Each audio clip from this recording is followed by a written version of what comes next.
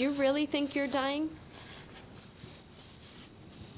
The other day, for instance, looking at my hands, and I noticed that my fingernails are longer on my left hand.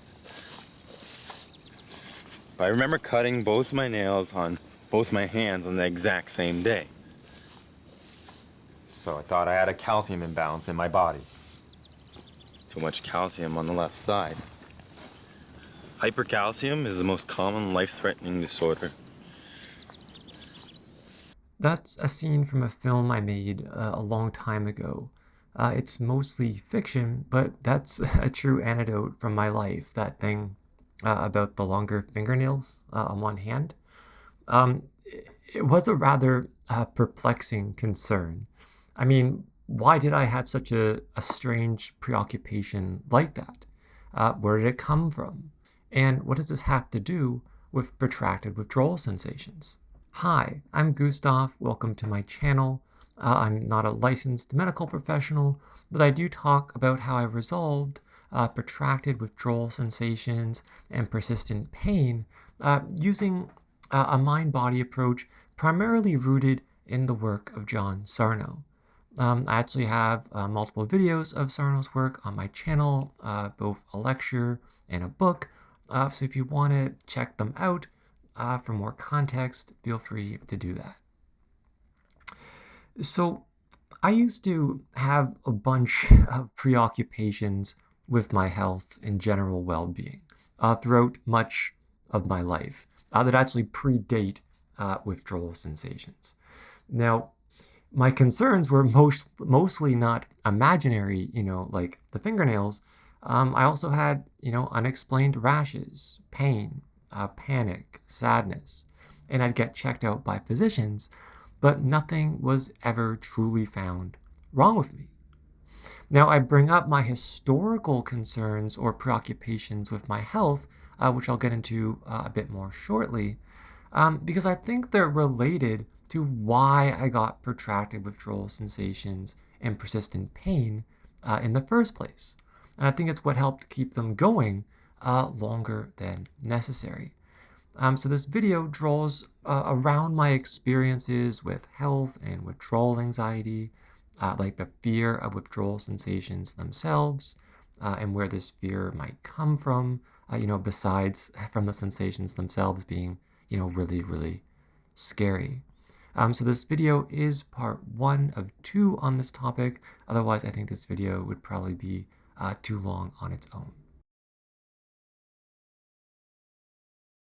So I'd like to share a story about a reaction I once had to an SSRI drug. I actually talked about this in the first video that I made, the long one, but I can flesh it out more here. So some years ago, I was doing a university exchange program in a small French-speaking village in Quebec, and my French, was and still is pretty bad. And when I was there, I was just under this sort of constant social pressure to interact with classmates, and the whole village really exclusively in French. And I guess this wouldn't be so bad, except that I'm already just an extremely shy and introverted person, even in English-speaking situations. So I found this, this whole thing to be very, very stressful, and I was young and lonely and isolated and homesick. Now, I managed to finish that program, but after I got home, I started to feel funny.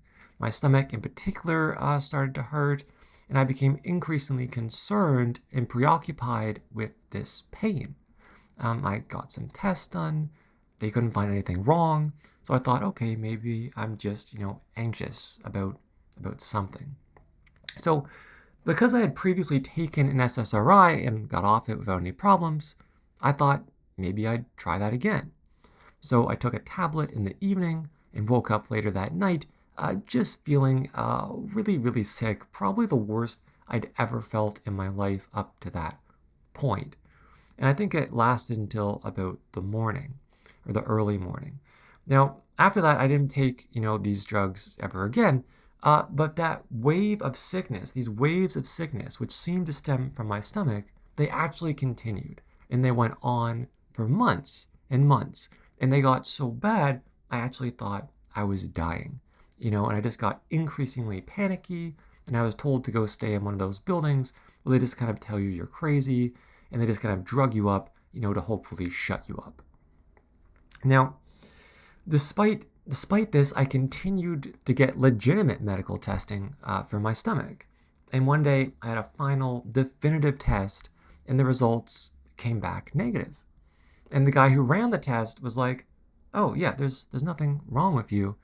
You're healthy, and it must just be stress." Now, I wasn't sure why I should be so stressed out. I mean, that French program had ended, months ago. But the test results did strike me as indisputable. So the next time I felt a wave coming on, I just instinctually reminded myself that I'm healthy, that there's nothing wrong with my stomach, and the most amazing thing happened. That wave, it just stopped. I felt the dizziness come on, which was always the start of this wave, and then it just stopped. Now, why did this happen? Well, I interpret it as my mind believing that I was sick and tried to get me to believe I was sick. But once I knew better, that I was actually healthy, and basically just told my mind to, cut it out, you can't fool me anymore, the wave stopped. In other words, I stopped buying into the sensations. I stopped fearing them. And, thankfully, I don't think there were withdrawal forums back then, otherwise, or I never found them. Otherwise, I might have thought, it might take me years to recover. I'd be in all these special diets and everything. And that's really significant because all of this would have reinforced to my mind that I was sick. And the waves, probably would have continued because my preoccupation with my health would have continued. And that's what drove this, the thought that I'm sick, the thought that there's something seriously wrong with me.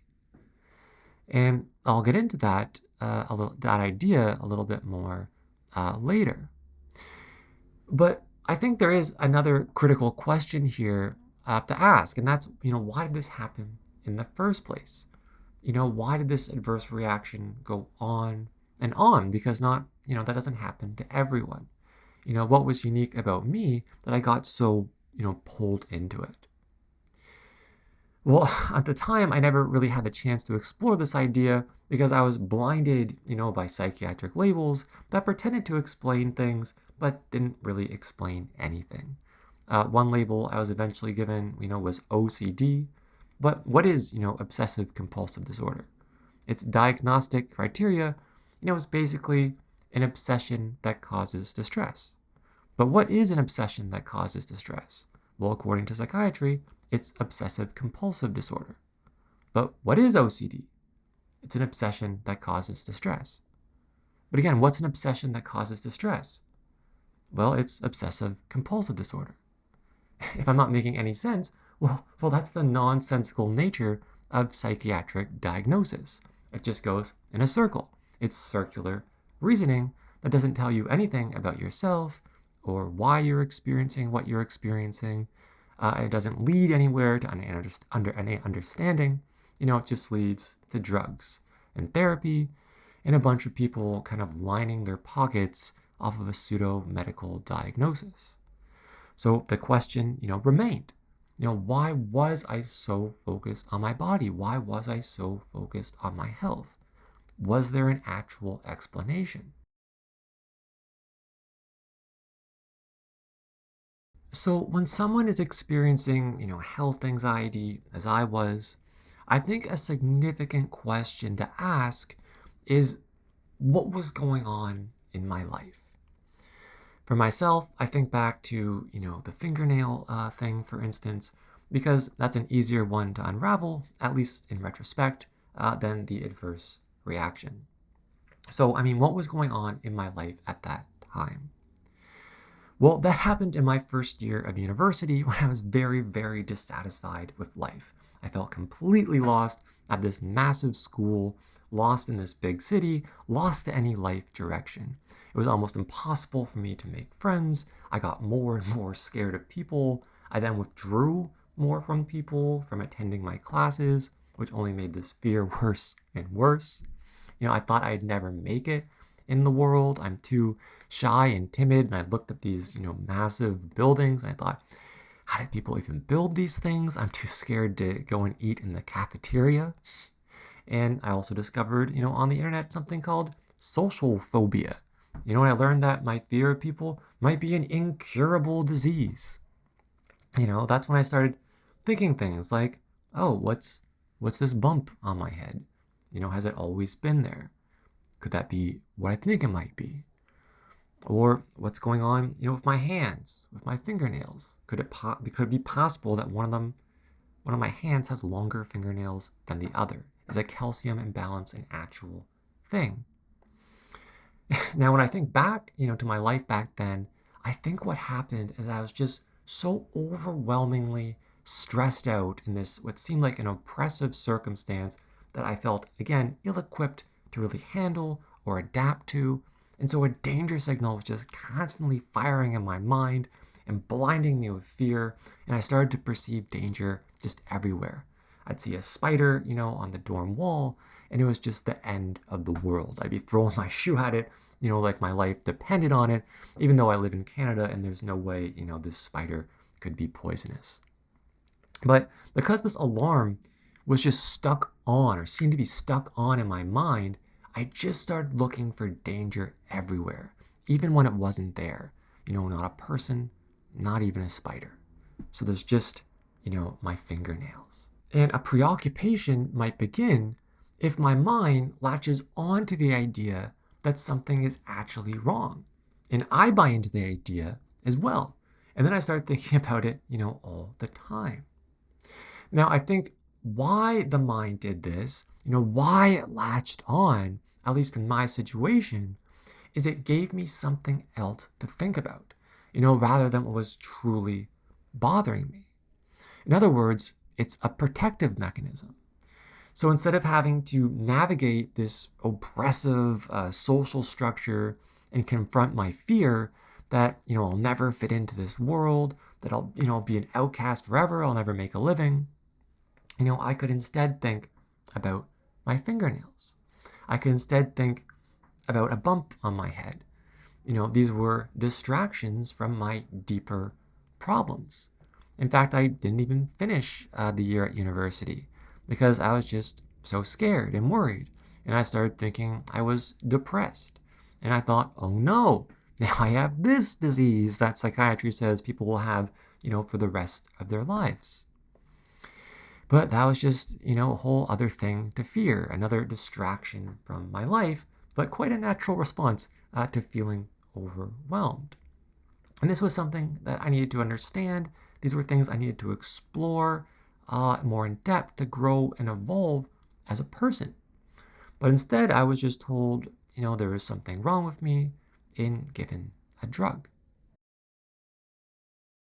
Now, when it comes to the adverse drug reaction, which happened, several years after these events, I think it's much the same thing, although it's not so obvious. When I was at that exchange program in Quebec and suffering, from what felt like this constant high-pressure social situations, remember I already had these challenging experiences and my social experiences in my first year at university. And I think a danger signal just went off again in my mind. And even after I returned home from this exchange program, it didn't shut off. It just kept going. Now, why is that? Well, I think part of this was that there was something deeper going on inside me. I think this is often the case, that there's something deeper going on. So one of these things can be, earlier life trauma that gets reactivated by the stress in our present lives. And when these trauma memories start to get really stirred, it might be harder for them to shut off. So for me, I had religious trauma in my youth, and I had a fear of going to hell, and that the rapture would happen, and that would take my family to heaven, and I would just be left behind. This is one of the earliest, or certainly one of the most powerful danger signals that was active in my childhood. But as I got older, my conscious memory of this religious trauma, it got repressed. And it remained in my mind as a vague emotional or existential danger or threat, and that trauma memory could get reactivated if there was sufficient stress in my life. And that's what happened when I went on that exchange program in Quebec. And maybe part of that was the Catholic Church's presence there. It was an imposing presence every day. There was this massive cathedral that towered over the village. I was also going to a religious university at the time, so that might have kept this trauma stirring. And I had the constant social pressures, giving me such horrible daily stress. And all this created maybe just like a swirling, vortex of perceived danger that reverberated throughout my mind. So even after I returned from that French program, I was still really wound up, and my trauma memories were threatening to rise to the surface of my mind. And I was just not ready to deal with that, which might sound weird, this whole concept of memories, rising to the surface. But I think that actually happened because of the following. So a few months later, after I returned home, I had that adverse drug reaction to an SSRI.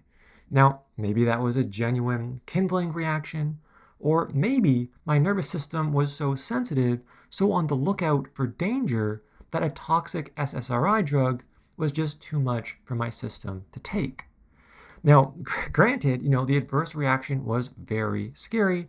Anyone would have been scared by it. But for me and for my mind, I think, this created a danger signal from that reaction that was just the final straw. Just because it was emotional fear overload. I had reached my limit. And I say this because the subsequent waves that I had from this adverse reaction, they weren't just vague, terror and physical sensations, but somehow these waves made me feel as if I was descending into hell. My absolute worst fear. My trauma was indeed rising, to the surface, or I was descending, to meet it in the depths of my mind. However, instead of me focusing on this fear of hell and maybe addressing this past religious trauma in my life, which I really needed to do, I think my mind was trying to protect me by latching on to this adverse reaction idea, or that something was wrong with me, or something wrong with my stomach, or I was sick with some disease. And so I developed a preoccupation with my health, and my fear was displaced, which again I think functioned as a distraction or protective mechanism from what was truly bothering me. And now looking back, at the history of my life, back to the fingernails, back to even earlier to unexplained pain and rashes and, the sadness in childhood, everything I had in my youth, I can see that my mind had used this technique many times before, and now it was using it again. This adverse drug reaction was merely a trigger for what John Sarno calls the mind-body syndrome, or TMS, to begin. Now, of course, the particular waves, from this adverse drug reaction that I had, they resolved when nothing was found wrong with me and I believed that I was healthy. I turned off this danger signal, but only temporarily because, I felt safe from that particular drug reaction or stomach problem. I still didn't feel, healthy in general, nor did I necessarily feel safe in the world for very long. John Sarno talks about something called the symptom imperative. That is, until someone acknowledges what's bothering them, or even if you start to do that, the mind will produce more health distractions to protect us from feeling just how badly we're wounded. And for me, then the religious, rapture stuff and later things in my life were never addressed because I was blinded by psychiatric diagnosis and psychotropic drugs, and because our society doesn't value the connection between the mind and the body. So I had no idea. I even had work to do, So eventually, I would experience protracted withdrawal sensations and persistent pain that would emerge as the worst manifestation of TMS I ever experienced.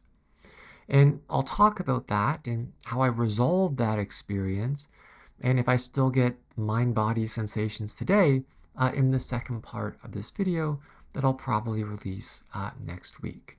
So if you're interested in that, you can keep following this channel, and I guess I'll see you next time.